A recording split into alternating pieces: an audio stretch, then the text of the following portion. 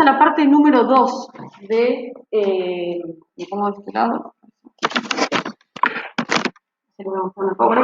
A la parte número 2 de farmacología general. ¿Sí? Esto capaz les interesa. Ahí los virtuales me escuchan bien porque estoy un poco más lejos. Sí, genial. Gracias, Karen, por responderme todo. Bien. La segunda parte de farmacología general. Esta capaz les interesa un poco más porque vamos a ver vías de administración, cómo se distribuye un fármaco, qué cosas tienen que tener en cuenta, si un fármaco se distribuye nada más en un sector, si tiene acción local y tiene acción sistémica, ¿sí? Entonces, vimos farmacodinámica en la clase pasada, ¿sí? Que era qué hacía ese principio activo. ¿Alguien se acuerda que es un principio activo? ¿Me lo puede definir? ¿Se acuerdan cuando vimos el formulario del clonazepam? ¿Se acuerdan qué era el principio activo? ¿Alguien de virtual quería decirlo?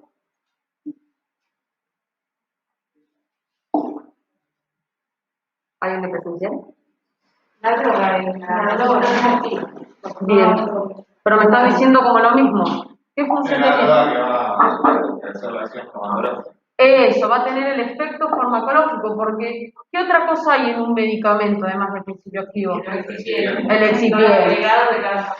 Perfecto, entonces recuerden que el principio activo es el que va a realizar el efecto farmacológico. Pero la pregunta es, ¿cómo llegó el principio activo a ese receptor para hacer el efecto farmacológico? Gracias a la farmacocinética, ¿sí? No gracias a la farmacocinética, sino que la farmacocinética estudia cómo ese fármaco llegó al receptor. Ahí está. ¿Volvieron a ver el Power los de virtual? ¿O tengo que aceptar a alguien? Ahí se ve el Power, perfecto. Genial, bueno. Entonces, la farmacocinética estudia cómo ese fármaco, desde que entra al organismo, sale, y el tiempo en el que transcurre, y a su vez la concentración en sangre que hay de ese fármaco. ¿Por qué me interesa saber eso? Porque si yo tengo bajas concentraciones de un fármaco, no va a tener el mismo efecto farmacológico que si yo tuviese mucho. Y eso a mí me sirve hay ciertos tratamientos que yo necesito una concentración constante de un fármaco o un principio activo, y otros que necesito administrarlos en el momento y que en ese momento se unan al receptor y generen un efecto farmacológico. Dígase dar medicamentos endovenosos en bolo, que eso lo deben haber escuchado. Yo necesito que en ese momento, chao, genere la acción. Ahora, no es lo mismo a un medicamento, por ejemplo, antihipertensivo, todos los días. Yo se lo hago por vía oral, su absorción, distribución y excreción, que lo vamos a ver, van a ser muy diferentes a las que doy por vía endovenosa. ¿Sí? Y eso interesa muchísimo a ustedes, un montón, porque si viene fulanito, médico o médica, y les diga, tiene este medicamento en bolo, ya, los que lo van a hacer son ustedes, pero ustedes también tienen que saber qué reacciones adversas puede presentar eso, qué significa dar en bolo, o solución continua, qué significa dar intermitente, qué significa dar cada 30 a 60 minutos, cómo es bioral, sublingual, intradérmica, ustedes van a dar las inyecciones. ¿Sí? Todo eso lo vemos hoy y por supuesto a medida que vamos viendo los fármacos yo les iré aclarando qué vías de administración presenta cada fármaco. ¿Sí? Un poco más interesante capaz esta clase. Bien.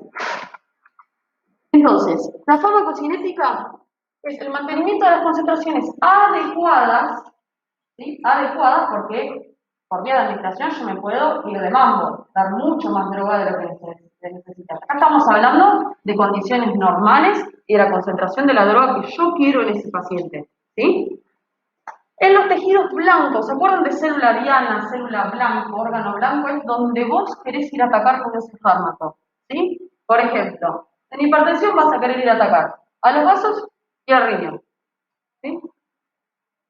Depende de tres procesos: administración o absorción, ¿sí? Distribución y eliminación.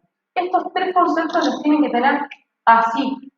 ¿Por qué? Ahora van a decir, es un montón. Pero después, ¿se acuerdan cuando yo les expliqué que, por ejemplo, la carbamazepina no se la pueden dar a un paciente que tenga por un problema en el hígado? ¿Por qué? Porque ese fármaco tiene metabolización hepática, que ahora vamos a ver qué tiene, ¿sí?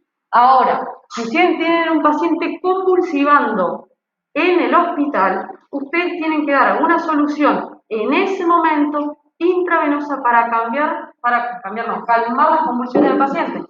Un ejemplo, pueden dar un montón. Ahora, después es la eliminación. Si un paciente tiene insuficiencia renal, hay que ver qué tipo de fármaco le damos. Porque si ese fármaco se elimina por vía renal, no se va a terminar de eliminar, por consiguiente van a aumentar las concentraciones de ese fármaco en el organismo. Hay otras formas de eliminarlo, no solo por la orina. ¿Sí? ¿Hasta ahí vamos bien? Me olvido que está.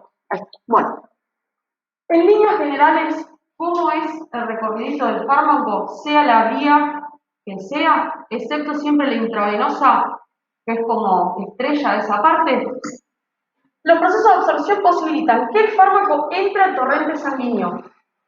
¿Sí? Y ahí hablamos de biodisponibilidad, que ahora vamos a hablar de lo que es. Una vez que pasa el torrente sanguíneo, se distribuye. Y ahí me van a escuchar a lo largo del año que yo diga, tienen amplia distribución, tienen poca distribución, o otra cosa que les voy a decir, pasa barrera hematoencefálica. Que yo eso se los mencioné en la clase pasada. Que pase barrera hematoencefálica significa que puede pasar al sistema nervioso. Eso a mí me interesa. Por ejemplo, cualquier tipo de patología que sea del sistema nervioso, o que, por ejemplo, el paciente tenga un tóxico que ingresa al sistema nervioso. Entonces, si ustedes saben el recorrido de ese tóxico, que algo de tóxico les voy a mostrar, ustedes pueden dar un protector, es decir, un fármaco que pasa al sistema nervioso central para prevenir que ese fármaco llegue al sistema nervioso central y le haga daño. ¿Sí? Entonces, ese fármaco, si pasa barrera hematoencefálica, tiene amplia distribución. Otros no nos interesa tanto, por ejemplo, la reacción local. Yo me quemé, no necesito que me haga una reacción sistémica, yo necesito que en ese lugar ejerza su efecto farmacológico. ¿Se entiende? Posteriormente, una vez que se distribuyó, tiene que ir, generalmente, no todos los fármacos, pero la mayoría pasan por el hígado. Recuerden, ¿saben dónde está el hígado? ¿Vieron algo de anatomía? Bien, recuerden que está acá, del lado derecho, ¿sí? Y el hígado tiene miles de funciones, entre ellas, la que les compete a ustedes ahora es metabolizar fármacos. Eso, como ya se los voy a repetir un montón de veces, si el paciente tiene alguna comorbilidad en el hígado, se nos complica el tratamiento, tenemos que buscar un plan B. Se metaboliza en el hígado y ahí es donde puede o pasar a la bilis o pasar al capilar glomerular, es decir, al riñón, para eliminarse. Entonces, los pacientes que no pueden eliminar por vía renal, bueno, busquemos un fármaco que se elimine por bilis y de ahí por heces, así no vamos a molestar al riñón. ¿Se entiende? ¿Virtual vamos bien? Sí. Buenísimo. Bien, estos son dos conceptos que esto lo vamos a hablar también un montonazo, farmacocinética todo el tiempo. Vamos a estar hablando y les voy a decir este fármaco es liposoluble o hidrosoluble. ¿Sí? ¿Se acuerdan que las membranas celulares tienen la bicapa de fosfolípidos? Sí, algo bien. ¿Cómo? Exacto, la bicapa lipídica. ¿Sí? Hay ciertos órganos blancos que van a tener, para que entre el fármaco, tiene que el fármaco ser liposoluble. Es decir, que pase por los lípidos y se logre meter. Pero ojo, para llegar a riñón necesita que sea hidrosoluble. ¿Por qué? Porque los fármacos hidrosolubles son los que van a ir por fluidos líquidos, por sangre. En cambio, los liposolubles van generalmente a grasa. Que entre a grasa, el tejido celular subcutáneo, eso hace que el fármaco tenga un tiempo más prolongado de acción, porque se almacena y tarda más en ir sacando de a poquito. En cambio, las que son por torrente sanguíneo, vos en ese momento estás pidiendo que haga la acción. Dígase, las soluciones intravenosas son hidrosolubles. Ahora, ustedes van a dar fármacos que capaz son liposolubles. ¿Cómo hago yo para que ese fármaco se elimine por riñón? Tengo que hacerlo hidrosoluble. ¿Por medio de quién? ¿Quién se encarga de eso? El hígado, que es la famosa metabolización. ¿Sí? Pero lo vamos a ver. Entonces recuerden, hay fármacos liposolubles e hidrosolubles. Y cada fármaco que vayamos a ver, se lo voy a decir y recuerden, si pasa por fluidos tiene que ser hidrosoluble. Si quiere excretarse por el riñón, sí o sí tiene que hacer un paso hepático, es decir, tiene que ir a cargar nafta al hígado y después sigue, si no, no puede seguir. Otros no nos interesa que quede ahí, si capaz se elimina por bilis, si son liposolubles no pasa nada. ¿Se entiende eso? Bien. Bien. Ahora sí empezamos con los puntos. Administración, se los puse al último de todo para que veamos cada una detenida. Acuérdense que primero administran el fármaco, sea la vía que sea, y de ahí empieza la absorción. La absorción es que todos los pasos que experimenta ese fármaco hasta que llega a dónde, hasta la circulación sistémica, hasta el torrente sanguíneo. ¿Qué les dije? Que había una excepción. Cuando es intravenoso, yo no pasé un montón de pasos porque yo lo metiste directamente en la sangre. Por consiguiente, no tiene absorción ese fármaco. Vos lo metiste de una, y como les dije, eso me sirve un montón. Cuando no tenés que hacer todos los santos pasos, que pase por el hígado se fije, que lo metabolice, que se generen metabolitos activos, no. Tú, al torrente sanguíneo para que haga su efecto farmacológico. Ahora, por supuesto que algunos fármacos van a tener mayor velocidad de absorción, otros menos. Que tenga menor velocidad y grado de absorción, eso no significa que sea algo malo. A veces yo necesito que sea lentito, y otras veces necesito que sea un poco más rápido. Perdón, ¿eh? Hablar con barbijo es un... Bien. ¿De qué depende? De la vía de administración, por supuesto, porque se lo mencioné 10.000 veces. La forma farmacéutica. Hay algunos que vienen comprimidos, otros que vienen jarabes, otros que vienen en la supercápsula que te venden por la telecápsula doble, no sé qué, que digiere más. Hay veces que sí, que ayuda a digerir, otras veces que no, que es un bolazo, ¿sí? Supositorios, es inyectable, la forma que sea. El lugar de la administración, ¿sí? Ustedes sí tienen, por ejemplo, si administran a nivel del pie, va a tardar mucho más a que si lo administran capaz de una vena más cercana a la circulación mayor. ¿Sí? ¿Se acuerdan lo que es circulación mayor y menor del corazón? Pueden decirme que no. Acá yo prefiero que me digan, no, Martín, no entiendo nada y que no queden cabos sueltos. Circulación mayor. ¿Cómo? Sí. ¿Qué sería el brazo, digamos, y las otras son las periféricas? Vamos. Este concepto sí quiero que lo tengan. Circulación mayor es que, ¿se acuerdan del corazón? ¿Algo vieron de anatomía el año pasado? Sí. Bien, porque yo no sé bien cómo son las currículas. Tienen 4 cavidades. No pasa nada. Tienen 4 cavidades, 2 ventrículos y 2 aurículas. Del ventrículo izquierdo sale sangre oxigenada por la aorta. De la aorta se va a distribuir en 1.000.000 de ramas que van a irrigar todo el cuerpo. La sangre va a volver por venas de todo el cuerpo y ¿a dónde va a llegar? A la aurícula derecha. Ahí finaliza la circulación mayor, porque es más grande el pulso. Ahora, la pregunta es, ¿cómo hace esa sangre que vuelve carga oxigenada y sin nutrientes? ¿Alguien de virtual quiere preguntar algo? No. ¿Cómo hace esa sangre carga oxigenada? Para oxigenarse y para tener los nutrientes, porque nosotros no es que la eliminamos la sangre. Esa sangre pasa de la aurícula derecha al ventrículo derecho, y del ventrículo derecho por la arteria pulmonar, que es la única arteria que lleva sangre carboxigenada, después todas las demás llevan sangre oxigenada, va al pulmón, hace la famosa hematosis, que es intercambio gaseoso, exacto, y ahí vuelve por las venas pulmonares, que son 4, 2 de cada lado, a donde a la aurícula izquierda, y otra vez una salvedad, son las únicas venas que llevan sangre oxigenada, llega a aurícula izquierda y de aurícula izquierda pasa a ventrículo para repetir la circulación mayor. Todo lo que les explico recién es la circulación menor. Es decir, que vaya al pulmón, haga el intercambio gaseoso, eso es circulación menor. ¿Sí? Entonces, como dijiste, si yo lo pongo en brazo, estoy metiendo en circulación mayor. Yo lo voy a distribuir por todos lados. Pero, ese fármaco también pasa por corazón, porque la sangre va, vuelve, ¿sí? Eso también hay que tener cuidado, porque si el paciente tiene una cardiopatía, es decir, una enfermedad del corazón, fijémonos que ese fármaco no genera arritmias, que no genere hipertrofia, que no genere otra patología o que aumente la patología que tiene el paciente. ¿Sí? Bien. ¿Qué más? Bueno, de la liposolubilidad, por supuesto, y el pH. El pH si está ácido o básico, ¿sí? El pH, ¿se acuerdan que el pH neutro es 7? El hígado, por ejemplo, tiene un pH ácido que es menor de 7, y unos son mayor. Dependiendo qué pH capaz, ese fármaco genera un cambio y por consiguiente cambia las concentraciones de pH en riñón y en orina. La orina tiene que tener un pH adecuado. Si lo cambia, también puede cambiar cómo se presenta ese fármaco en el organismo. Hay algunos fármacos que necesitamos que mantengan un pH, por ejemplo, los que son protectores gástricos, ¿sí? Y otros que no me interesa que cambien el pH. Eso hay que tenerlo en cuenta. Más que nada para digestivos eso. Y como les vuelvo a repetir, vía intravenosa no tiene absorción, ¿por qué? Porque va directamente al torrente sanguíneo. Ustedes metieron la vía, y no necesitas ni siquiera con vía, lo metieron directamente en vena. ¿Mm?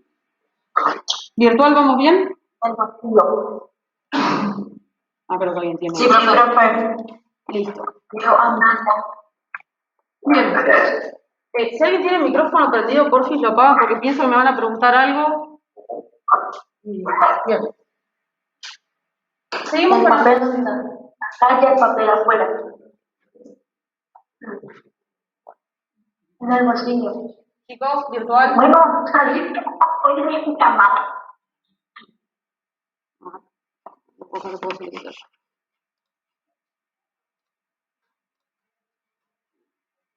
Perdón, Gloria, te silencio, así no se interpone. Dale.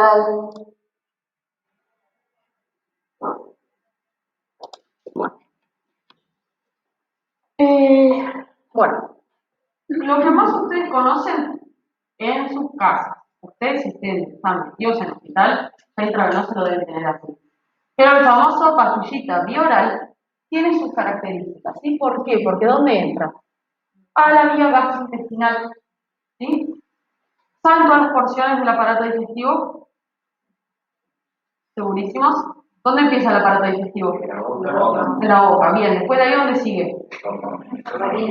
Eso, primero pasa por la faringe, acuérdense, el de oro y la nasofaringe. Muy bien, muy bien. Yanina. Bien, muy bien. La probó ayer, profe, biología, por eso. Muy bien. Bien, vamos, bueno. Boca, faringe, esófago. Después del estómago. Del estómago, intestino delgado. Recuerden que el intestino delgado tiene 3 porciones: duodeno, yeyuno e ilion. Yeyuno e ilion nunca pincharon ni cortaron mucho, sí absorben un montón. Pero duodeno, acuérdense, 4 porciones, y en la segunda porción desemboca la vía biliar y las vías pancreáticas. ¿Para qué? Para emulsionar, como que le hacen una capita al alimento para digerirlo, ¿sí? Ojo, porque si metes fármacos, se hace úlceras en la primera porción del duodeno y en el estómago. Eso no quiere decir que no se puedan producir úlceras en otra parte del cuerpo. En todos lados se pueden producir. Pero las que conocemos, perfecto. Duodeno, yeyuno y entonces intestino delgado. ¿Después dónde pasamos? Al grueso, perfecto. Ascendente, transverso y descendente. El ascendente genera la última parte de la absorción. El transverso, transporte. El último, materia fecal. Eso hay que fijarse mucho, porque si el paciente aparece con sangre, pero sangre que se ve, fijémonos si no es una hemorroide que es a nivel de ano, o hay un tumor a nivel de intestino descendente, intestino grueso descendente, ¿sí? Después del descendente viene el sigmoide, no se olviden, recto y ano. Terminó la vía digestiva, ¿sí? Entonces, cuando yo lo doy por violar, entra a boca, todo el recorrido que estuvimos viendo, pero tiene que, para llegar a circulación sistémica, pasar por hígado. Porque hígado es glándulas anexas al sistema digestivo. Si bien no es parte del conducto, sí es parte de todo el sistema, ¿sí? Las glándulas salivales son parte del sistema digestivo a grandes rasgos, pero son las glándulas anexas. El hígado, además, acuérdense que comienza la vía biliar, que es lo que hablamos recién, junto con la vesícula biliar, que recuerden que la vesícula no produce bilis, solo la almacena, los famosos cálculos biliares que se estaban ahí. Conducto colédoco que desemboca en el duodeno. ¿Qué hace el fármaco? Tiene que pasar al hígado y en el hígado sufre la primera metabolización o primer paso hepático. Recuerden, fármaco que pasa por vía oral, fármaco que va al hígado a generarse un cambio de look para seguir, si no, no puede. ¿Bien? En dicho paso es metabolizado, se produce el efecto del primer paso hepático. Eso les voy a decir, este fármaco tiene efecto del primer paso hepático. Es más, ustedes son me decir, che, profe, es vía oral. Ojo porque pasa por hígado. Claro, ¿sí? Ojo, porque algunas vías, como la sublingual y las vías parenterales, díganse intravenosa, subcutánea y transplantológica, no tienen primer paso hepático. Entonces, a mí me sirven un montón. ¿Mm? ¿Por qué? Porque cuando pasa por el hígado, la concentración de ese fármaco del principio activo, post-hígado no va a ser lo mismo.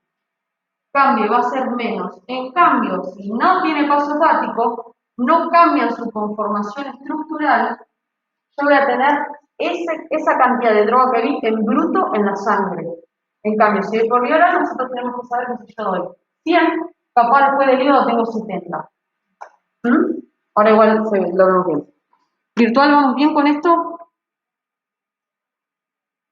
Sí, profe. Buenísimo. Y acá hablamos de la famosa biodisponibilidad. Esto también vamos a hablar un poco. ¿Sí? En los fármacos algunos son más importantes, otros menos importantes. Y es un concepto que lo tiene que definir pregunta de recontra parcial, que es la biodisponibilidad. A veces capaz pueden escribirla, desarrollamos siempre choice. Es la fracción del fármaco que llega a la sangre en forma activa sin metabolizar. ¿Sí? Es decir, yo doy una concentración del fármaco, pasa por el hígado, como dije, puede tener otra concentración. Ahora, las soluciones intravenosas, como ya están en torrente sanguíneo, yo voy a tener en sangre la misma concentración que yo tenía afuera del organismo, que capaz una jeringa. ¿Se entiende? Entonces, la cantidad de principio activo, porque el principio activo es la parte del medicamento que tiene el efecto farmacológico. Ahora, entonces, como les decía, por supuesto que depende de la absorción del fármaco. Si es de vía oral, la biodisponibilidad va a ser muy diferente. ¿Por qué? Porque pasa por el hígado y esa biodisponibilidad disminuye. ¿Sí? Una vez que ya se distribuyó, ya no hablamos más de absorción. Ya esa biodisponibilidad va a ser, si tiene un 70% de biodisponibilidad, vamos a tener esa concentración de fármaco para dar por todo el organismo. No tenemos más y no va a sufrir otro cambio. ¿Acaso que el organismo, por supuesto, siempre acuérdense que están las condiciones fisiológicas del organismo o patológicas, que podemos o no saber cómo va a reaccionar ese fármaco? ¿Sí? Entonces, ya si sabemos que un fármaco tiene una absorción baja y además tiene un primer paso hepático, sabemos que la biodisponibilidad que va a tener va a ser muy chiquito. ¿Sí? ¿Se entiende o más o menos? Vamos de vuelta. Biodisponibilidad. Olvídense lo de metabolizar, así no se confundan, es la cantidad de fármacos que ustedes tienen en el torrente sanguíneo.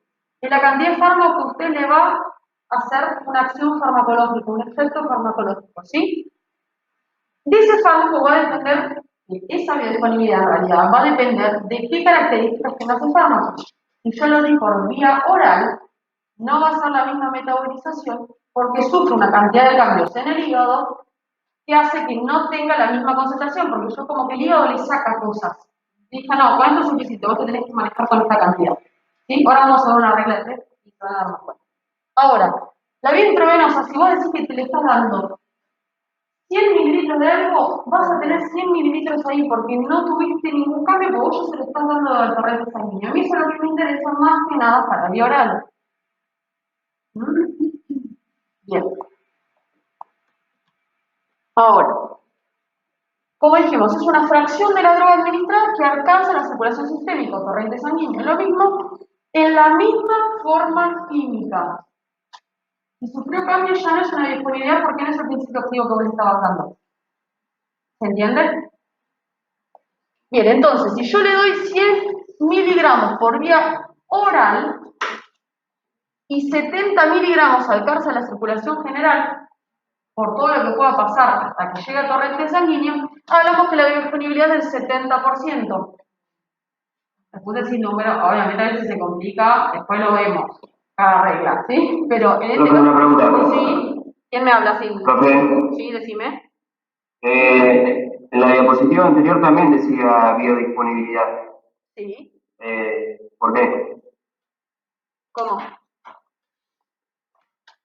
Claro, porque en la diapositiva anterior decía biodisponibilidad es la fracción del fármaco que llega a la sangre en forma activa. Sí. Ahora te Y estoy ahora dando dice, la misma definición, Pero para que entiendas a nivel tipo en matemática, el número. Y administrar 100 miligramos, hígado, ¿Se entiende? 30% de... Exacto, porque más allá, perdón, más allá de la definición, pues lo que tenés que saber es que si sabés que ese fármaco sufre ciertas modificaciones para llegar a torrente sanguíneo, tenés que saber ya, está escrito cuál es la biodisponibilidad de un fármaco. Vos das 100, pero si su biodisponibilidad es del 70%, vos sabés que vas a tener 70 miligramos en torrente sanguíneo, no 100. ¿Se entiende? Intramuscular, Sí, O más o. ahora sí. ¿Seguro? Sí, creo que La sí. definición es esa, pero ustedes lo que tienen que saber es que si me dicen, mira, este fármaco no tiene mucha biodisponibilidad, tiene tanto, bueno, fijémonos, porque vos podés aumentar la dosis, porque la dosis vos va a ser independiente, vos si sabes que tiene un 70% de biodisponibilidad, bueno, aumentemos la dosis para que ese 70% a mí me sea efectivo, me sirva para el paciente. ¿cómo sacamos cuánto es? Claro, o sea, mi duda, A ver, sí, virtual, no sé tu nombre, perdón que te diga virtual, no me gusta. Augusto, Augusto, decime. mi duda es si la definición de biodisponibilidad es la fracción del fármaco que llega a la sangre en forma activa o, como aparece en la diapositiva de ahora, se expresa como la fracción de droga administrada que alcanza la circulación sistemática en la misma forma química. Es lo mismo, es lo mismo. Pero te das cuenta que es lo mismo. Si me estás preguntando por el parcial, cualquiera de las dos está bien. Pero es lo mismo. Solo que en este caso estamos hablando de la fracción en números. Pero está definiendo lo mismo.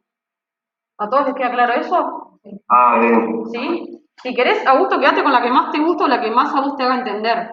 Pero si es por el parcial, las dos están bien. ¿Sí? Es la cantidad de fármacos con la sangre. Buenísimo, gracias. O fracción, exacto. Pero si ustedes pues están, che, no me acordé que dijo Martina. Todo el pago, chicos, lo hago yo. Sé lo que les digo, me puedo equivocar, pero esto es lo mismo. Solo que acá, esto es de que ustedes, si les dicen el fármaco tiene esta tal biodisponibilidad, ustedes ahí calculan. Ya va a llegar el momento que ustedes van a saber los fármacos que biodisponibilidad tienen, cuánto tienen, y esas cosas también las tiene que decir el médico y la médica, no es que ustedes tienen que encargar de todo, ¿eh? Nosotros sabemos si este fármaco qué tanto llega al torrente sanguíneo, a veces a mí me sirve esa biodisponibilidad, ¿sí? Pero recuerden que si yo lo doy por vía intravenosa, tengo la misma biodisponibilidad exógena que endógena. Hasta ahí vamos, virtual, vamos bien, ¿quedó claro esto?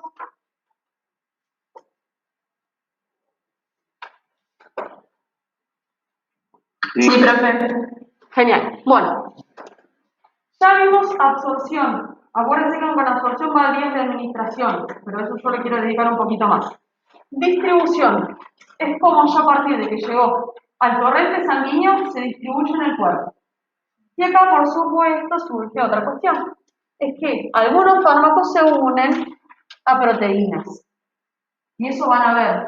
Fármaco que tiene UPP, alta unión a proteínas plasmáticas. ¿Sí? Está en inglés. UPP, alta unión a proteínas plasmáticas. Entonces, ¿qué es lo que pasa? A veces lo más probable o lo más común es que se una, si te lo puse, no me acuerdo si, a la albúmina, que es un tipo de proteína. Eso a veces está bueno porque facilita que se distribuya en todo el cuerpo. Pero, para excretarse, para metabolizarse y excretarse, no es posible si no tiene unido a proteínas. Entonces, yo necesito que se salga, atraviese las membranas sin proteínas para poder excretarse. Eso también, ¿quién lo hace? El hígado también puede sacar las proteínas o ya el fármaco, antes de llegar al hígado o excretarse, se le deshacen las proteínas, solo sirven para el caminito.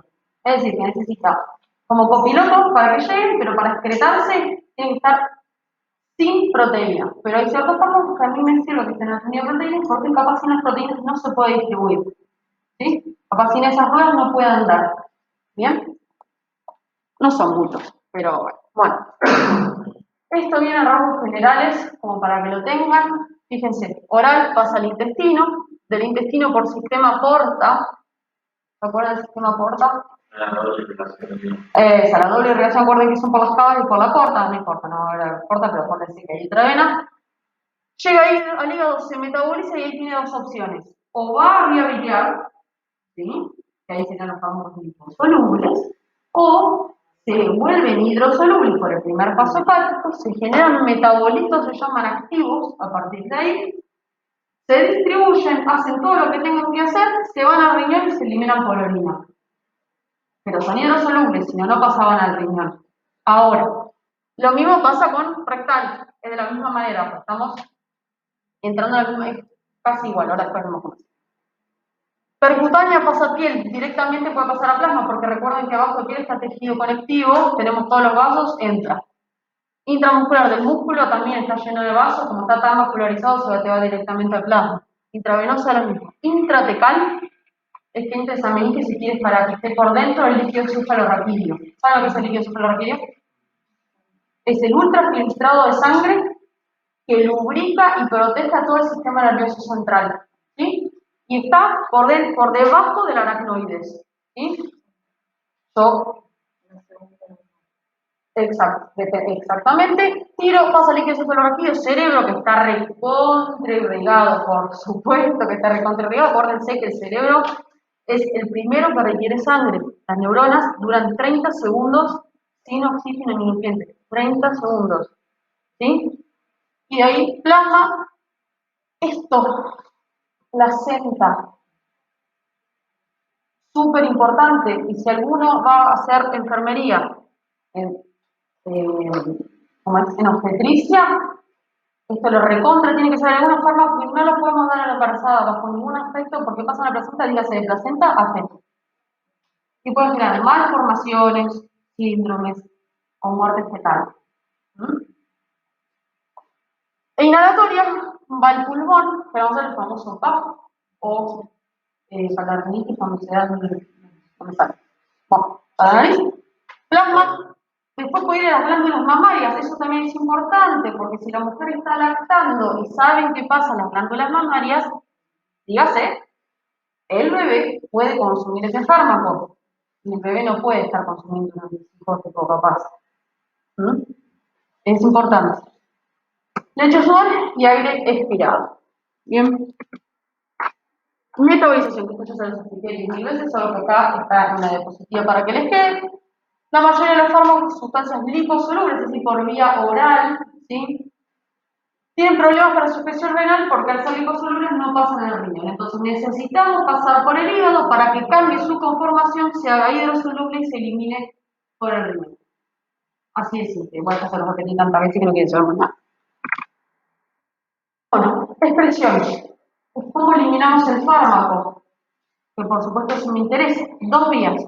O vía renal, o vía biliar, o fecal. Vía renal es la más común. Acuérdense que tiene que ser hidrosoluble, pero ojo porque puede tener, que eso a mí me sirve, el paciente tiene insuficiencia renal, intentemos buscar un fármaco que tenga eliminación biliar o rectal, así no vamos a molestar al riñón. ¿Sí? ¿Qué tiene esto? Que pueden ser los fármacos liposolubles, yo no necesito que cambie su conformación para ser eliminados. Como están, que se eliminen por ahí y listo. ¿Sí? Hay algunos fármacos que no tienen esa característica y más allá que el paciente tiene insuficiencia renal, vamos a tener que dárselos igual. Pero, por ejemplo, cuando dan contraste para imágenes, ¿sí? ¿Vieron cuando hacen una tomografía? Una radiografía también. El contraste es súper lesivo del riñón. Pasa que hay veces que por más de que el paciente, esto hablamos de adultos mayores, por más de que tenga insuficiencia renal, a mí me interesa más ver qué está teniendo aquello molestar un ratito el riñón. ¿Sí? Esto siempre hay que poner en la balanza, que me pesa más. Darnos cuenta que tiene una neoplasia en colon o que aumente un poquito el valor de creatinina. Bueno, estamos en las malas. Busquemos cuál de las dos es un poquito mejor o me sirve un poco más. ¿Sí? Bueno, ver interacciones farmacológicas. Ya un poquito hablamos en farmacodinamia. ¿Sí? Hay algunos fármacos, en realidad primero y principal. Lo más frecuente, aunque no está bueno, es que los pacientes estén polimedicados. Y más que nada en adultos mayores. Ojo, cada vez más se ve en adultos 40 y pico, 50, que también ya están polimedicados por el estrés de la vida o por comorbilidades que se van heredando. Recuerden que ahora nosotros estamos viviendo mucho más que lo que se vivía hace 80 años. Por consiguiente, están apareciendo otras patologías que antes no se esperaban. ¿Por qué? Porque capaz las personas a los 40 años se morían. Ahora, hasta los 80 años, fácil viven, y ya vemos que pacientes con 50 años tienen cuadros de hipertensión y hay que empezar a polimedicarlos. Eso, en algunas cosas, está bueno y en otras no, porque estamos dando oxígeno que no es fisiológico del organismo, pero la condición patológica del paciente es peor. De vuelta, la balanza. Hay ciertos fármacos que si yo los administro en conjunto, generan una sinergia. Es decir, que juntos van bien, le hacen bien al organismo. Díganse la polimedicación de la hipertensión, que toman enalapril a la mañana, propanolol, al mismo tiempo toman estatinas porque seguramente tienen alta concentración de ácidos grasos. Al mismo tiempo, el paciente, como no puede dormir, se automedica con una benzodiazepina, dígase un clonazepam, un alprazolam u otra benzodiazepina. ¿Sí? En simultáneo, capaz la mujer toma anticonceptivos. Entonces, siempre que tomen, típico cuadro, un paciente que es diabético, hipertensivo, con insuficiencia cardíaca y además con arritmia. Tenemos un cóctel de fármacos enormes.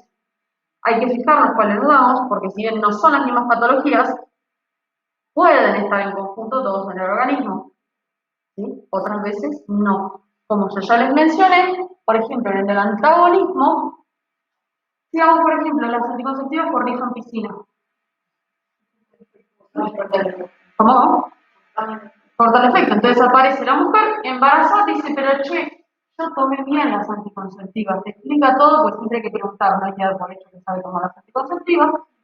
¿Te das cuenta que bien? Bueno, miremos un poquito más, pero ¿qué otros fármacos tomás? Y toma rifampicina. ¿Por qué no pregunté? O capaz no es que no preguntaron bien. Capaz llega el paciente de otra consulta, que hace interconsulta y vos no sabías.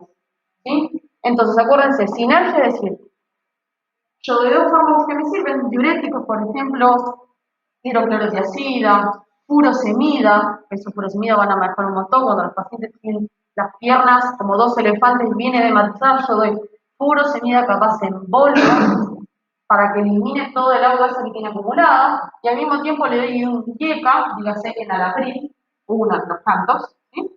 Para la hipertensión. En otros casos, antagonista, y acá, por ejemplo, morfina naloxona. Y la morfina naloxona es así, la morfina es un opioide, la morfina la he escuchado un montón de veces, ¿sí? Se ante el dolor, es la última escala del dolor que ya vamos a ver, es súper interesante. Uno no puede ya dar al paciente morfina de una, estamos en el último recurso, antes pasamos un montón. Pero la morfina a veces se puede ir de mambo, puede tener muchos efectos adversos, ¿sí? Eso también es importante para drogas de abuso, la morfina la consiguen más que nada en el ámbito hospitalario. Médicos, médicas, enfermeros, radiólogos, lo que sea, como tienen al alcance morfina y además saben administrárselo, aunque no lo crean, o sí, la mayor cantidad de abuso de morfina, en realidad de opioides en general, porque hay un montón, es dentro del hospital y no de los pacientes. Eso también ustedes tienen que saber, ¿sí? Cuando te vas de mambo con la morfina, le das el antagonista natural que es la naloxona. Si vos le inyectás naloxona, suprime los efectos de la morfina y el paciente se estabiliza. Pero vos no puedes depender de morfina naloxona así cada 2 minutos. ¿Sí? Bien. ¿Cuánto? Bien, y algo que no les mencioné es que las interacciones pueden ser farmacocinérgicas o farmacodinámicas. Que ya interacciones farmacológicas, se acuerdan que la habíamos visto, agonista total, antagonista no competitivo, pero lo vemos. Farmacocinéticas es, por ejemplo, en todos los puntos que vimos puede haber un problemita, o no. ¿Qué es la absorción? Algunos alimentos o ciertas sustancias que disminuyen la absorción. Dígase, ustedes quieren estabilizar a un paciente alcohólico con un síndrome de abstinencia. Sí o sí le tienen que dar tiamina, que es vitamina B1. Porque los pacientes con alcoholismo crónico tienen un déficit de vitamina 1. Dígase, eso le puede dar repercusión neurológica. Entonces, vos cuando vas a estabilizar a ese paciente le tenés que dar tiamina. Eso lo van a hacer ustedes. ¿Antes de qué le tienen que dar tiamina? Antes de darle el suero glucosado, porque puede ser que el paciente esté en hipoglucemia o no, y de solución fisiológica, generalmente se le da glucosado, pero yo antes tengo que dar la tiamina porque si le dan antes el glucosado no permite que se absorba la tiamina. Y es obligatorio que en un síndrome de abstinencia ustedes den tiamina. Y eso ustedes lo tienen que saber, porque hay ciertos compuestos que disminuyen la absorción. Hay ciertos fármacos que no los puedes consumir con carne, capaz porque disminuyen la absorción. Y eso lo vamos a ir viendo. Después, ¿qué? Por supuesto, hay otro fármaco que esté compitiendo a ese fármaco y no me deje de realizar la acción farmacológica. Que no me esté generando un sinergismo, sino un antagonismo. Que tengas un problema en el hígado o que haya ciertos fármacos que ahora vamos a ver sean inductores enzimáticos o inhibidores enzimáticos. Es decir, que generen enzimas que al otro fármaco que estás consumiendo o al que estás consumiendo me lo inhabilite, por consiguiente no tenga efectos farmacológicos. O que ese fármaco que vos estás tomando sea inductor enzimático, que a ese fármaco no le pase nada, pero te vaya a molestar al fármaco al lado que también estás consumiendo. ¿Sí? Dígase el fenobarbital, que es un anticonvulsivante. Todos los que son barbitúricos, bien que los vamos a ver, todos son inductores enzimáticos. Por eso hay que tener ojo cuando le estamos administrando otros fármacos, porque sabemos que si el otro fármaco no va a tener acción los otros fármacos porque está el fenobarbital haciendo la suya. Realmente se usa para anestésicos en operaciones, etcétera. Son muy acotadas los usos de barbitúricos y no es por abuso de ese fármaco, ¿no? Bien. Y después tenemos las farmacocinéticas y acá tenemos la inducción enzimática o inhibición enzimática. Inducciones que aceleran el metabolismo, por ejemplo, o lo inactive. Si me acelera el metabolismo, no se genera la cantidad de tiempo que tenía que estar ese fármaco en el organismo, voy a tener menos concentración y menos tiempo, no voy a tener tanto efecto farmacológico, voy a tener menor tiempo de efecto farmacológico. Entonces, si yo necesitaba estabilizar ese paciente todo el día, y estoy teniendo un fármaco que es inductor enzimático y que me acelera ese proceso, ojo, porque el paciente se puede descompensar. O no siempre descompensar, sino empezar a mostrar de vuelta esa sintomatología que ustedes no querían que aparezca. ¿Sí? Y si no, que te inactive, ¿sí? O inhiba las enzimas que te ayudan a metabolizar a ese fármaco. Entonces, si yo necesito que sea hidrosoluble para pasar al riñón y estoy inactivando todas las enzimas que me las generan, ¿qué hacemos? Bueno, y ahora sí, vías de administración. ¿Y el poder cómo avanza ahí?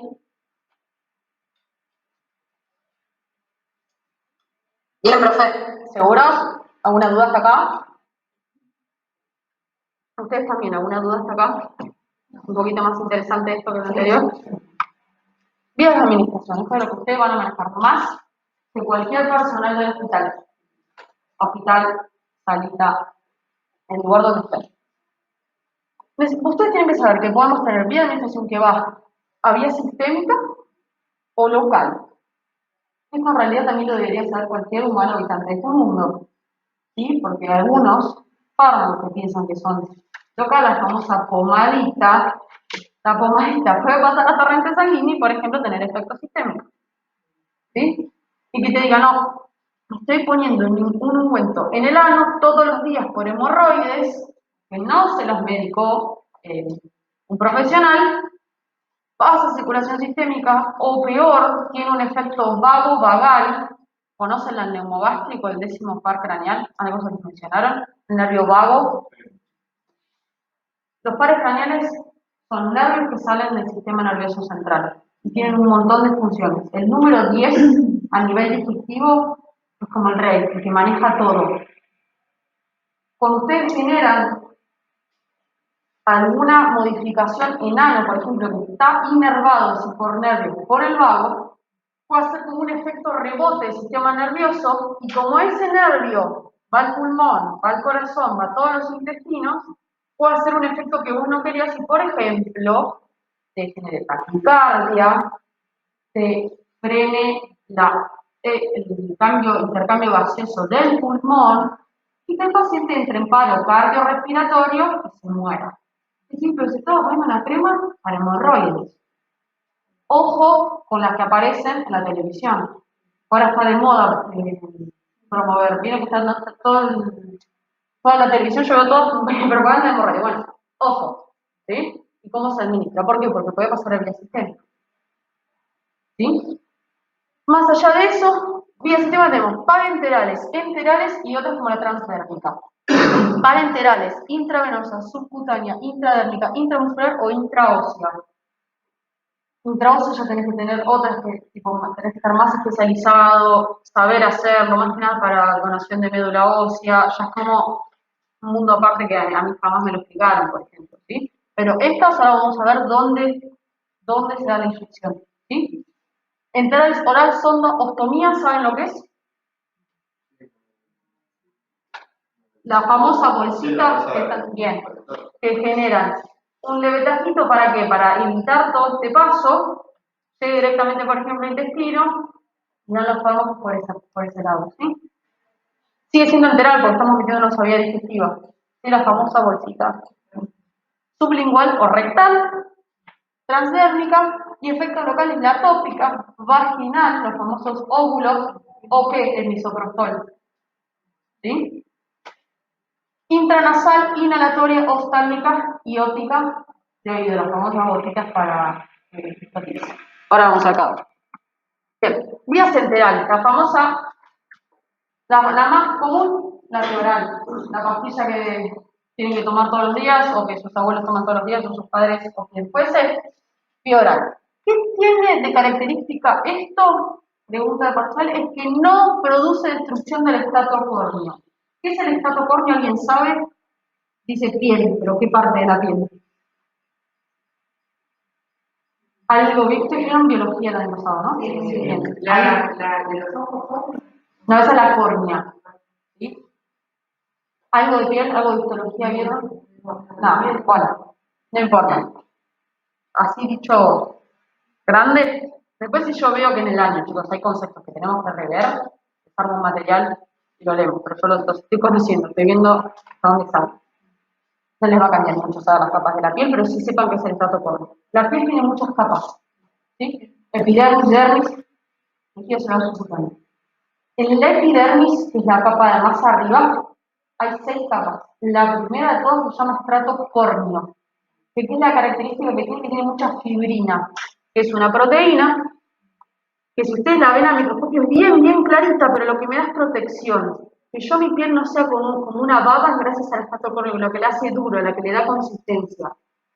Yo, dando Bioral, no estoy metiendo nada a la piel. Ahora, intravenosa sí, ustedes están metiendo. Hay destrucción del estrato córneo. Destrucción parece como, me cortaste todo. No.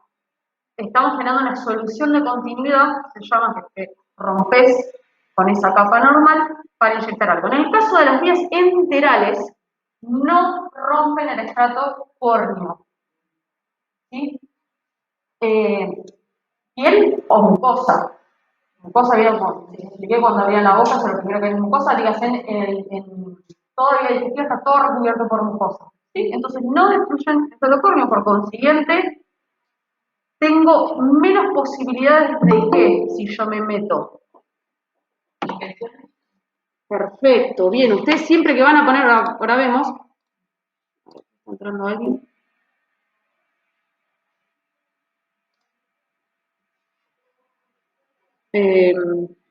Narela, ¿recién entrás vos?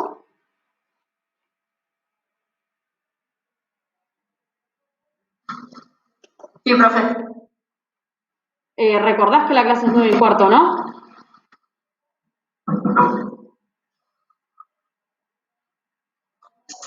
Sí.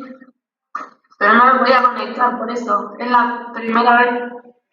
Exacto. Bueno, porque yo desde arriba me dicen que esto es ausente, ¿sí?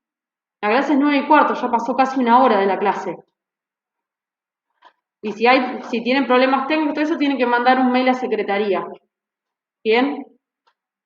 Bueno, sigo con la clase. Bueno. Profe. Sí, ¿quién me habla? ¿Karen?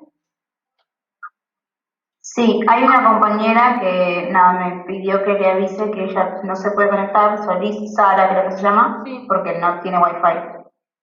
Bueno, todos, y digo también en general acá, todos los problemas que sean de conexión, de que no pueden venir, etcétera, todo eso se lo tienen que avisar a secretaría.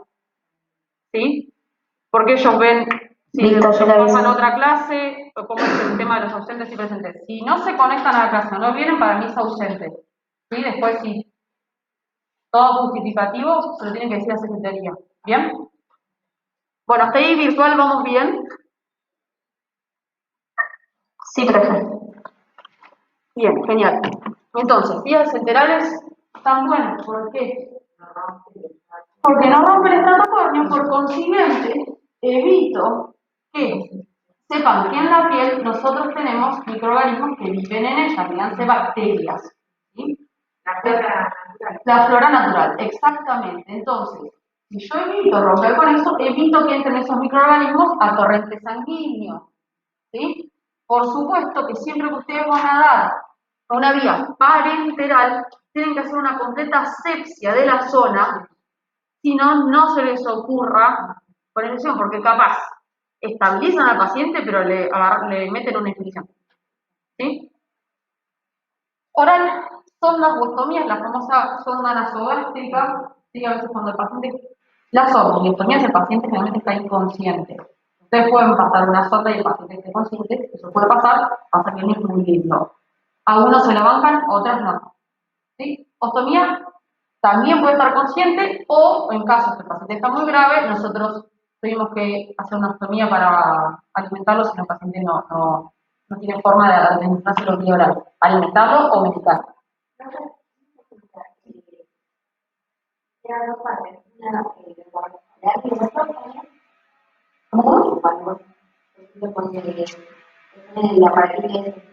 Por eso, oral, sondas u ostomías, sublingual y rectal.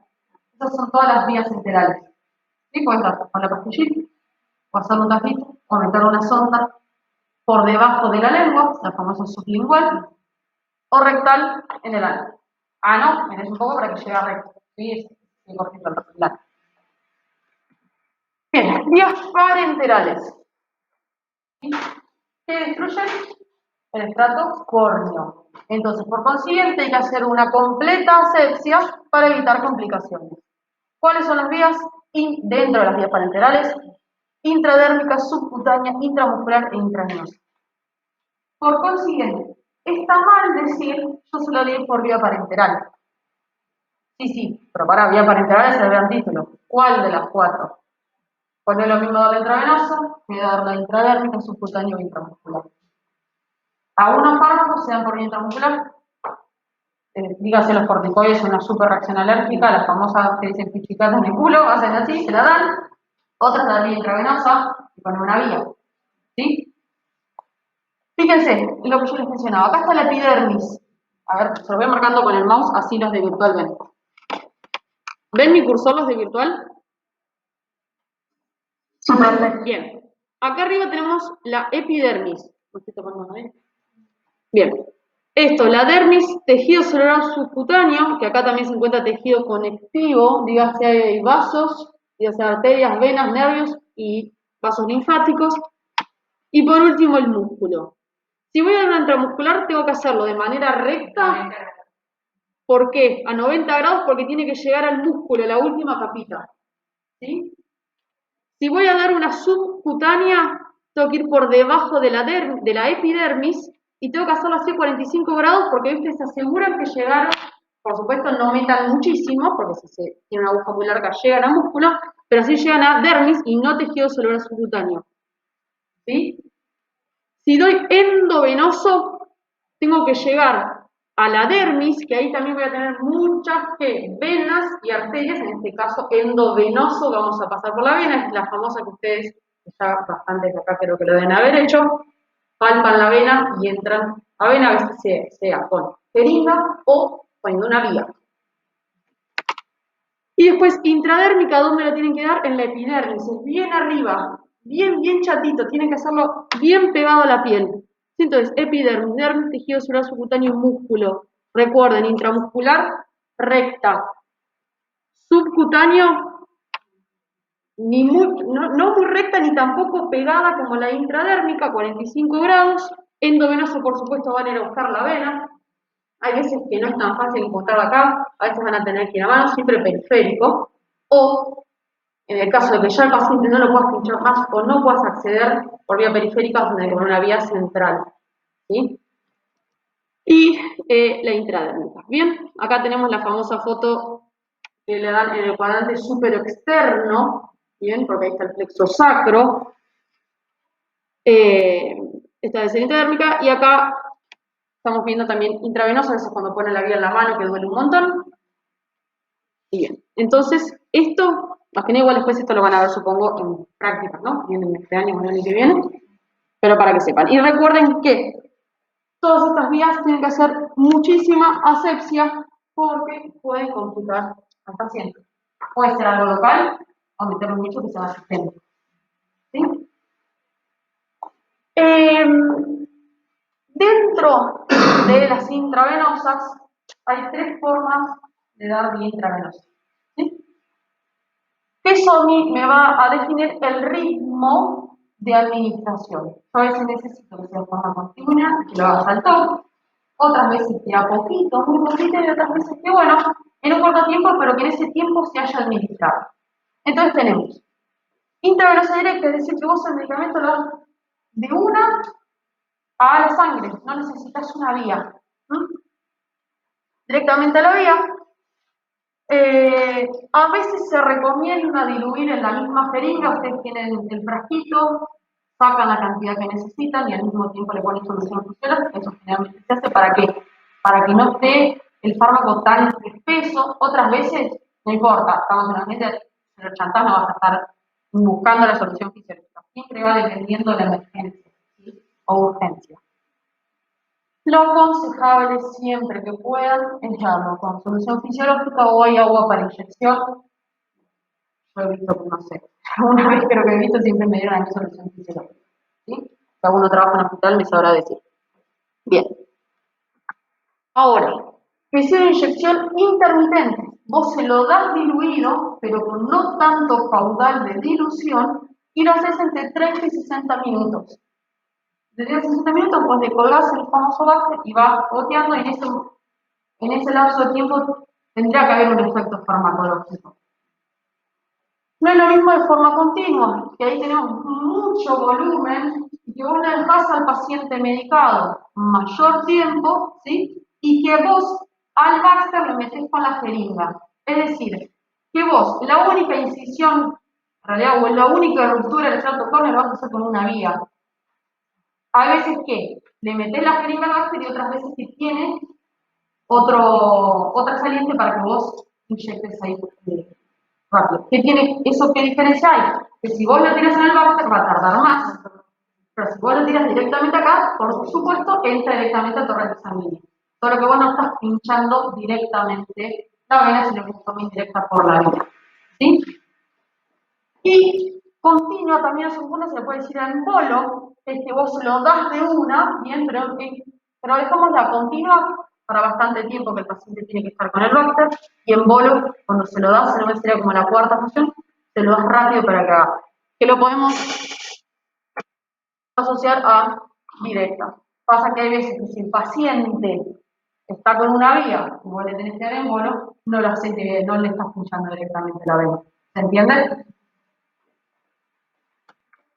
Bueno, vía tópica, esta también la manejan un montón en las casas.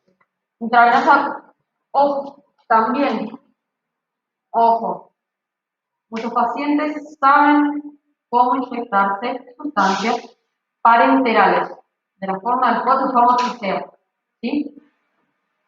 Vía tópica, va a ir sobre la piel o mucosas. ¿Qué tenemos? En piel, en vagina, en ojos, oídos, nariz o boca. Como es algo tópico y puede tener tanto acción local o sistémica, al paciente le van a tener que dar ciertas pautas de alarma. Dígase, por ejemplo, ponerse los óvulos. A esa paciente le tienen que decir que no puede tener relaciones sexuales. En el caso de que las tenga, se la va a jugar porque por más de que use preservativo, los óvulos rompen el preservativo. ¿Sí? No se pueden dar los óvulos mientras está menstruando, porque no va a tener efectos farmacológicos. Lo mismo, en los ojos hay que fijarnos. Si tiene una conjuntivitis, bueno, vemos. Ahora, si está complicado el ojo, vamos a ver qué tipo de gotitas damos. El famoso colirio, que porque tiene un poquito el ojo rojo nos lo ponemos, incluyo. Ojo, porque capaz tienen otra cosa y lo complican más. ¿Sí? Bueno, las gotas nasales, etcétera, puede tener acción local, que es lo que nosotros queremos. Tenemos una rinitis, hacemos el famoso spray nasal, tenemos una conjuntivitis, nos sacamos gotitas, pero ojo, porque se puede producir cierta absorción sistémica del fármaco y que eso pasamos a otro mundo, pasa sangre, que yo a veces no quiero que pase sangre. ¿Sí? Bueno, por ejemplo, las cremas con glucocorticoides, ojito, ¿cuál se pone? Porque el glucocorticoides, si pasa sangre, puede hacer la suya. Y si bien los glucocorticoides son grandes antiinflamatorios, pueden tener un montón de efectos adversos. Y los glucocorticoides siempre hay que manejarlos con respeto. Vía transdérmica. Está buenísima en la teoría de la transdérmica. Pasa que es muy difícil acceder a la transdérmica. Estés con un parche pegado todo el tiempo. Dígase el famoso método anticonceptivo transdérmico, el famoso parche. ¿Sí?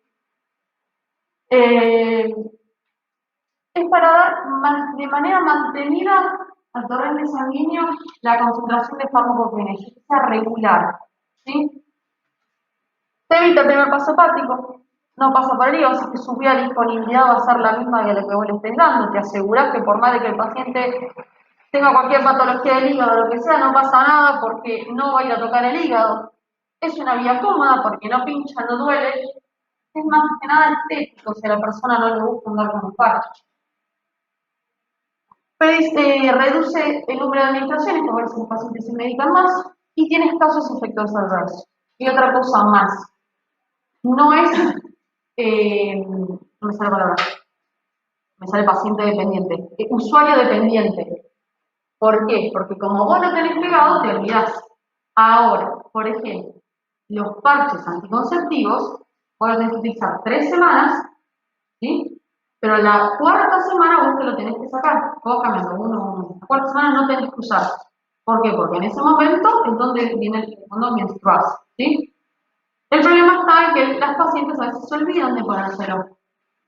Entonces ahí vos discontinuás ese uso regular del parche. Entonces, no es tan usuario dependiente como la vía oral, que eso me olvidé de decírselos, que depende plenamente del paciente o de la persona que esté a cargo de ese paciente que se le administra el fármaco. No es tan así, pero lleva cierta responsabilidad de saber cuándo cambiarse el parche, pero vos te aseguras como profesional que en esos días, por lo menos una semana, el paciente o la paciente va a tener concentraciones regulares de ese fármaco. ¿Sí? Y no necesariamente ustedes vieron mal el parche, no necesariamente ustedes explicaron mal el parche, a veces la gente lo descontinúa, no lo usa o lo usa mal, y ahí es donde viene la poca efectividad que nosotros damos en consultorio o en el hospital. ¿Sí? Vía respiratoria, tenemos vía intranasal e inhalatoria. La intranasal, los sprays, y la vía inhalatoria es el famoso PAF, o cuando ponen una cámara. ¿Sí? ¿Qué va a tener más que nada esa acción local rápida? Es el ejemplo del PAF, el preventivo.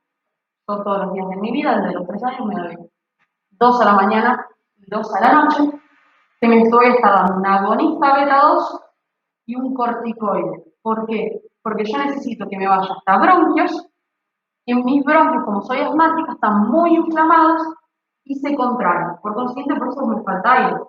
Como yo estoy haciendo un tratamiento preventivo, voy a tener 2 acciones locales.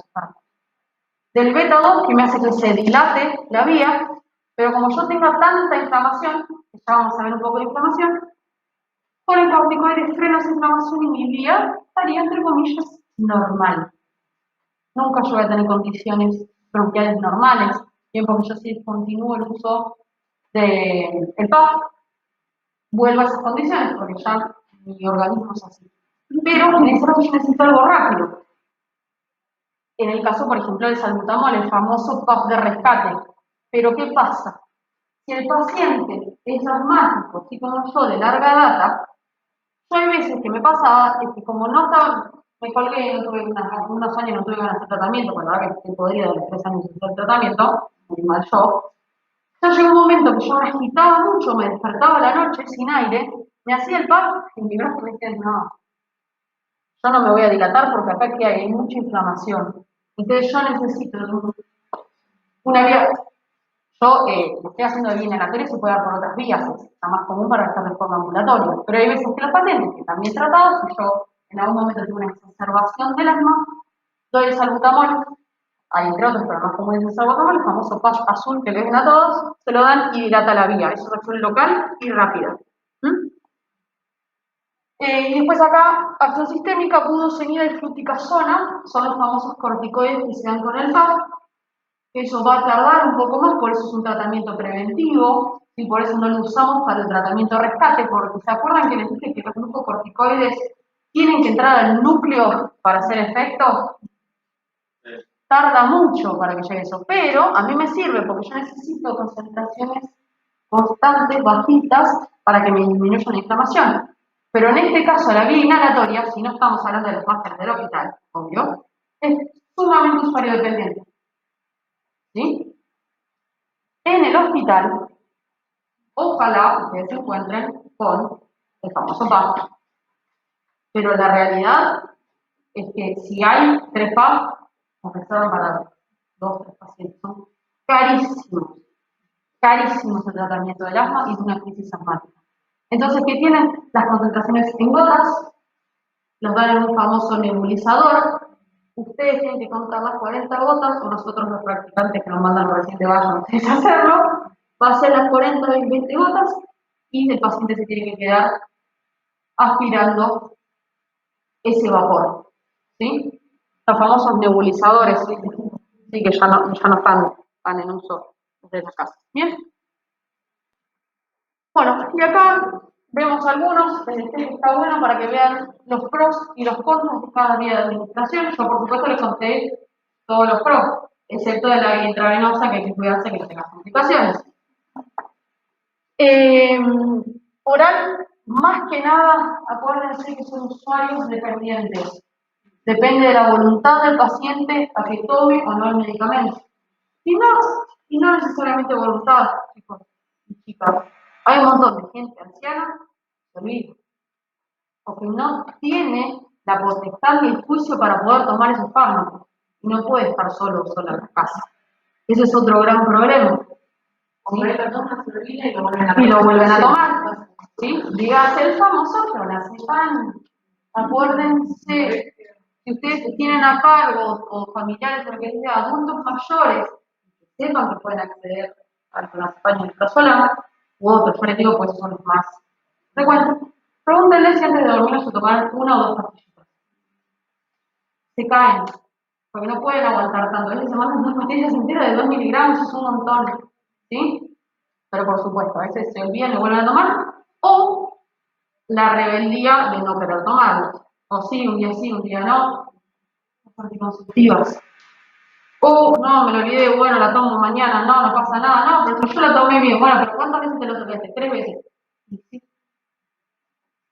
sí, vas a quedar embarazada, pasa que ahí sí quedan nosotros, y también ustedes como profesionales de la salud, explicarlo de manera correcta y entender en qué situación está ese paciente, si esa mujer puede o no tomar la responsabilidad de tomar todos los días un anticonceptivo.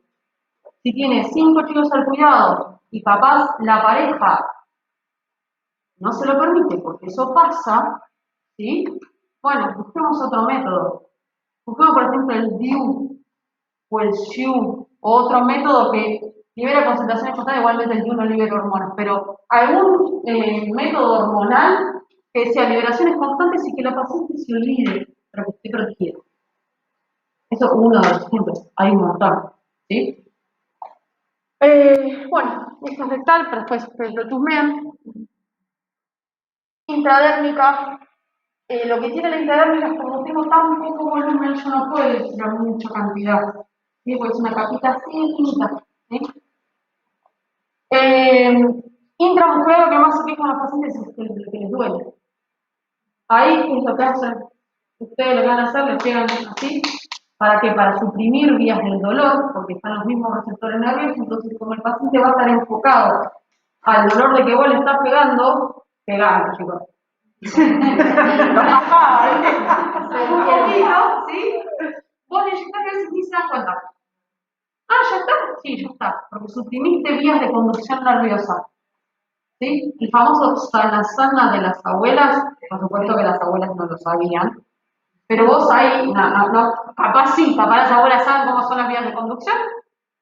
Como vos estás poniendo por encima la vía del tacto fino y tacto grueso al hacer esto, queda por encima de la vía del dolor. Están todos ahí los mismos receptores. Entonces, como vos estás engañando las vías de conducción, a veces que, a ver, si tenés flor de moretón no te va a pasar nada, pero si algo chiquito cuando le dicen a los nenes, sana, les deja doler porque están poniendo por encima una vía de conducción sobre la otra. Y otras veces, los nenes, los nenitos chiquitos, lloran porque ven que los adultos se preocupan, papá no les están doliendo, ¿sí? Pero bueno, para que sepan, lo mismo pasa con cuando le das la famosa palmadita, no pegarle, suena muy bruto, para darle intramuscular. Y por último, así ya vamos cerrando, quedan dos cositas más, dosificación. Que si bien ustedes no van a tener un plan de dosificación de fármacos, sí van a tener que saber entenderlos. ¿Sí? A mí me dice, cada tantas cosas hay que darle, bueno, ustedes tienen que saber qué cosa, de qué manera, ¿bien? Y siempre hay que tener en cuenta que los fármacos tienen una concentración efectiva mínima, y eso hay que tener en cuenta la biodisponibilidad, porque si vos sabés que se reduce la cantidad de principio activo gracias a los procesos que tiene, bueno, fijémonos cuánta dosis damos para que tenga un efecto farmacológico, eso lo llamamos SEM, concentración efectiva mínima, como también tenemos que saber la concentración tóxica mínima. ¿Sí? O sea, si vos te pasás un poquito, ya cuando el paciente puede tener efectos adversos, o que sea un tóxico y se manifieste capaz con convulsiones, un paro cardiorrespiratorio, ustedes también van a manejar fármacos que no son el enalapril, que es tranquilo, más o menos. Algunos como la morfina, por ejemplo, ojo, ¿sí? Entonces, entre esas dos, ay, que me olvidé de poner un dibujo, cuando se los mando, entre esas dos concentraciones yo tengo el rango terapéutico. Es la concentración del fármaco y en el tiempo que yo puedo utilizar ese fármaco para que sea efectivo y al mismo tiempo no sea tóxico. ¿Sí? Porque por más que el fármaco te pinte un panorama hermoso, todos los fármacos, si vos te pasás, tienen una concentración tóxica. ¿Sí? Entonces acuérdense, el rango terapéutico es el espacio que queda entre la concentración efectiva mínima y la concentración tóxica mínima. ¿Sí? Bien, dosis única cuando administras una dosis y esa dosis es completamente eliminada. Yo decía que eliminé 100, más allá de que haya hecho su efecto farmacológico, ¿sí?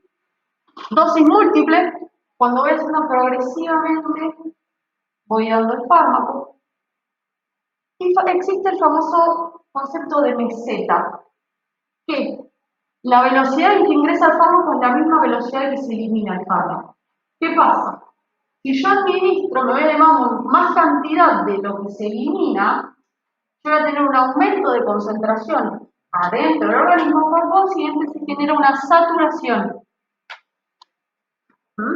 Eso hay que tenerlo en cuenta, no porque capaz ustedes se fueron de nuevo, sino capaz el paciente tiene una insuficiencia renal, ustedes no lo sabían, están dando el fármaco, no se puede eliminar, y el paciente tiene reacciones adversas acorde a la concentración tóxica mínima. Dice, pero ¿cómo? Si yo estoy dando concentraciones usuales que se recomiendan, bueno, vamos a hacerle función renal a ver cómo está. Porque capaz no sabían, vos seguiste dando el fármaco, pero no se está eliminando correctamente. Entonces, sí.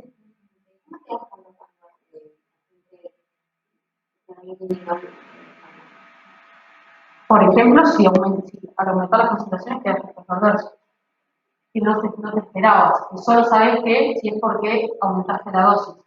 Y también, ahí va en el juicio médico, darte cuenta de que vos siempre para medicar vas en un hospital y tenés el acceso a un laboratorio.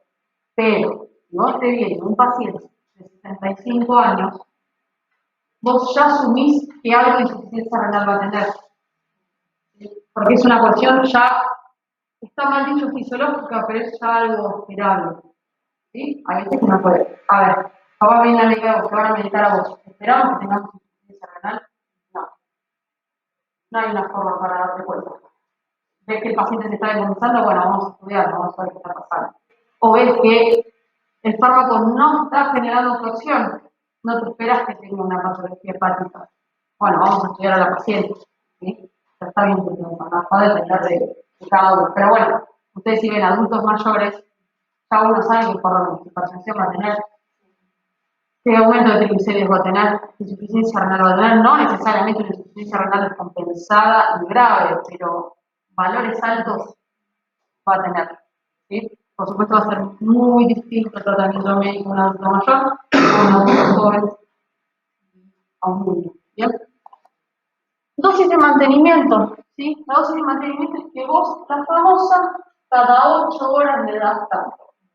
Vos querés mantener una concentración farmacológica, muchas veces va a depender de ustedes. Decís, bueno, Janina, cada tanto te dicen, tenés que darle enalapril. Bueno, listo, vos te lo notás, y ya unos fármacos van a estar a cuánto. ¿Sí? Pero lo mismo cuando nos dan las indicaciones. Tomar paracetamol cada tantas horas. ¿Sí? Dosis carga, famoso bolo. Inmediato yo necesito que esta dosis esté en el organismo ya. ¿Sí? Y el clearance es el volumen de líquido en sangre o plasma, pasa que el plasma está dentro de la sangre, ¿sí? Que tendrá que estar totalmente libre de fármaco para explicar la eliminación. ¿Qué quiere decir esto? Es cuánto tarda ese fármaco en estar libre ¿cuánto tarda esa sangre para estar libre de ese fármaco? ¿Sí? Nos sirve muchísimo. Más que nada los médicos y las médicas, saber, bueno, sí, yo doy este fármaco, por eso yo no quiero que esté tanto tiempo. Entonces, si sabemos que tiene un clearance muy alto, es decir, que está mucho tiempo en sangre, bueno, fijémonos. ¿Sí? ¿Virtual vamos bien? Sí, perfecto. Listo. Bueno, efectos adversos. ¿Se acuerdan que habíamos mencionado de la A a la E? Más que nada para que se acuerden, el A y el B. El A son dosis dependientes. Yo le doy más, vámonos. ¿Sí? Pero tiene reacciones adversas leves, se pueden controlar. El problema está en las de tipo B, que no dependen de la dosis, ¿sí? No están relacionadas con la acción farmacológica, que es lo que nosotros esperábamos, y son impredecibles, vos no sabías que iban a pasar. Y eso sumamente depende del paciente al que le estén dando. Sí, capaz que no se esperaban que ese paciente sea alérgico, pero un brote alérgico total y que tiene que hacer otro tratamiento.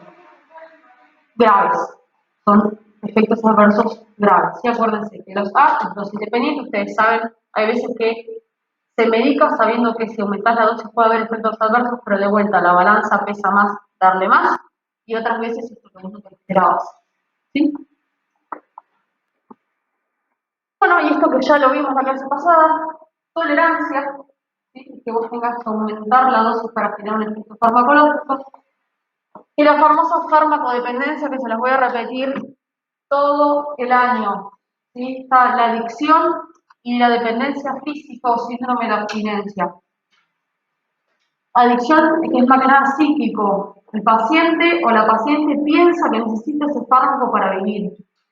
Hay ciertos fármacos que no producen adicción, otros que sí.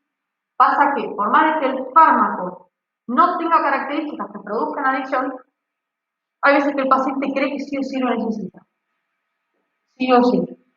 No se sabe por qué, ya queda por fuera de nosotros, ¿sí? El tratamiento, pero sí saber cómo controlar a esos pacientes. Y dependencia física es el famoso síndrome de abstinencia, cuando ya hay signos y síntomas de abstinencia a ese medicamento o droga, por ejemplo, alcohol.